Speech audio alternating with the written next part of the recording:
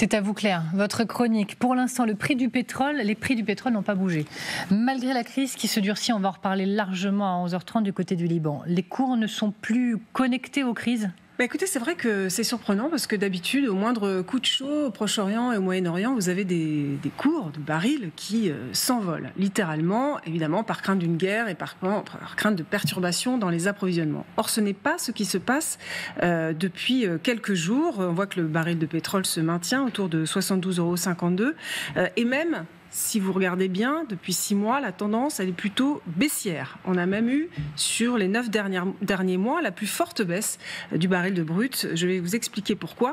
Mais j'ai élargi un peu la focale. Et si l'on regarde sur une échelle de 35 ans, depuis la guerre du Koweït, eh bien, parmi les derniers événements à avoir violemment, pour le coup, pesé sur les cours.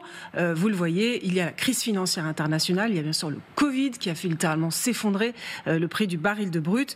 Il y a ensuite la guerre en Ukraine, bien évidemment, qui a fait repartir les cours à la hausse.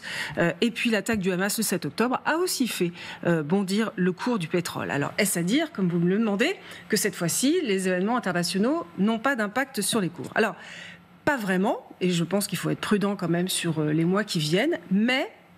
on ne craint pas cette fois-ci de perturbations sur le marché pétrolier et surtout, le marché est focalisé sur une nouvelle, celle que l'Arabie Saoudite, premier exportateur mondial, a décidé de relancer sa production de pétrole, quitte à faire baisser les prix. Ah oui, parce que si vous avez plus d'offres, les prix baissent. Et c'est une décision qui est contraire à celle qui avait été prise de concert avec la Russie début 2024 pour au contraire maintenir les prix élevés. L'Arabie Saoudite abandonne donc son objectif de porter le baril à 100 $. Alors pourquoi ? Eh bien tout simplement parce que l'Arabie Saoudite, alors qui est deuxième producteur de pétrole, je vous ai dit premier exportateur mais deuxième producteur, elle est en train de perdre du marché, des parts de marché face aux États-Unis, qui est le principal pays producteur et qui est devenu un très fort producteur, un très fort exportateur. Et puis, il y a aussi un problème du côté de ceux qui achètent le pétrole, la Chine notamment, qui a ralenti ses achats en pétrole. Et donc ça a tendance à peser sur les cours. Donc l'Arabie Saoudite dit, eh bien, nous remettons du pétrole, nous faisons affluer du pétrole sur le marché, quitte à ce que ça fasse baisser les prix, en effet.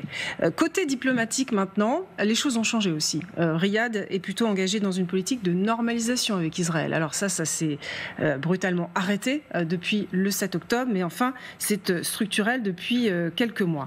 Côté Russie maintenant, parce que tout ça a des effets ricochets, cette décision de l'Arabie Saoudite, elle est catastrophique pour Moscou, parce que ça va peser davantage sur l'économie russe qui est déjà affectée par les sanctions. Évidemment, une chute prolongée des prix du pétrole, ça veut dire moins de recettes, notamment pour financer sa guerre. Côté France maintenant, parce qu'il y a une conséquence pour nous, et notamment les automobilistes, et cette fois c'est une bonne nouvelle, les prix restent bas, vont le rester. Vous avez aujourd'hui, par rapport à la rentrée de l'année dernière, vous le voyez, 20 centimes de moins quand même sur le gasoil, et la même chose sur le gasoil. C'est aussi une bonne nouvelle, ce reflux des prix du pétrole sur le front de l'inflation, elle va continuer à refluer. Elle avait monté à cause des prix de l'énergie en 2022-2023, et bien là elle est dorénavant passée autour des 2%. En France, et ça fait du bien pour le porte-monnaie. Ça fait du bien ? J'espère. Vous avez une... Oui, mais cette inflation, Claire Fournier, elle est fondamentale aussi pour les États-Unis. Ils ont besoin d'avoir des prix qui continuent à décélérer parce que présidentielle US. Parce que c'est un gros enjeu, en effet. On sait que Joe Biden a été extrêmement pénalisé par l'inflation, et notamment la hausse des prix à la pompe. Qu'aujourd'hui, ça a tendance à refluer. Mais qu'une fois qu'on a cranté dans un sens, vous savez, l'opinion publique, elle est difficile à retourner. Donc c'est vrai que cette baisse tendancielle de l'inflation, y compris aux États-Unis, elle peut faire du bien, qui sait, à Kamala Harris, on verra. Ou sinon, ça risque d'être Donald Trump qui va dire, vous voyez, avec les démocrates, c'est l'inflation assurée. Et encore une fois, et ça la plomberait, puisque l'inflation, c'est son sujet.